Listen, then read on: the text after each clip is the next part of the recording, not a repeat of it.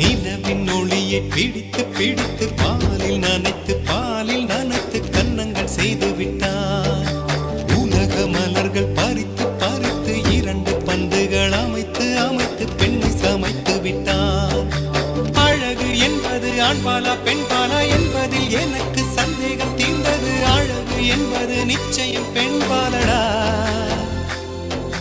கவிதை என்பது மொழியின் வடிவம் என்றொரு கருத்தும் இன்று உடைந்தது. கவிதை என்பது கன்னி வடிவமடா. மின்னலை பிடித்து மின்னலை பிடித்து மேக